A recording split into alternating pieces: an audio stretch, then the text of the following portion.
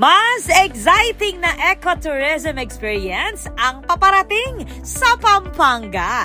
Malapit nang ma-enjoy ng mga Kapampangan na turista ang floating restaurant at river cruise sa Lubao, kasunod ng isinagawang inspeksyon ng Tourism Infrastructure and Enterprise Zone Authority o TIEZA. Maglalaan ng karagdagang 40 million pesos ang TIEZA para sa expansion ng Lubao Bamboo Hub sa Barangay Santa Catalina, Lubao, Pampanga.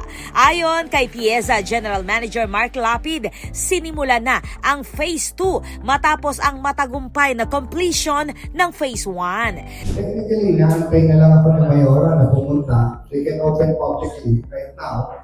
So, tapos na siya. So, what I'm mentioning a while ago was second phase. So, yung mga additional na kailangan pa niya, kamukha nung po sa tayo nag-lunch kanina, yung parang floating restaurant. So, another one sa tabi, so magdudugtong. So, what we're discussing kanina is to putahan yung bridge in between para meron siyang attractiveness din sa kumakain kayo mga bata. You can go along that hanging bridge, mini version ng malaki.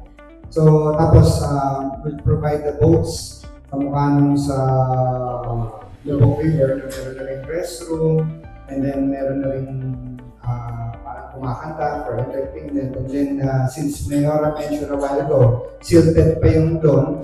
So what we're trying to figure out is baka pwedeng on this side, mga cruise. So meron mga floating na nandyan na coming from DNR yata na Mayora.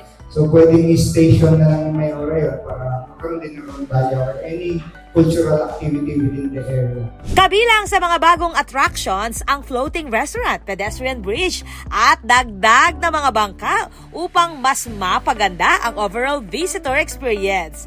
Layunin ng proyekto na i-highlight ang local culture habang isinusulong ang sustainable tourism sa lugar. Ayon naman kay Lubao Mayor SB Pineda, inaasahang makakatulong ang expansion upang makahikayat ng mas maraming turista at makapagbigay ng dagdag na kabuhayan sa mga residente.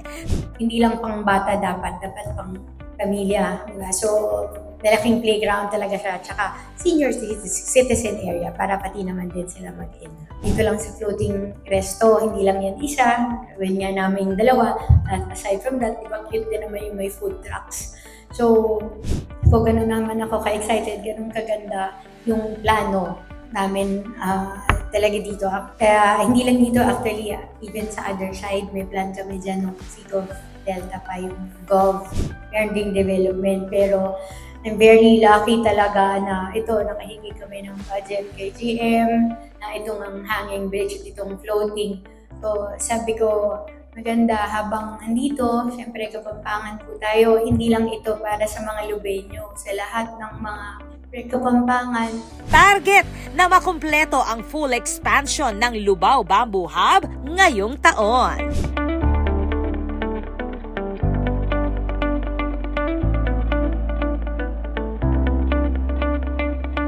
This is Patricia Mamangon on the spot.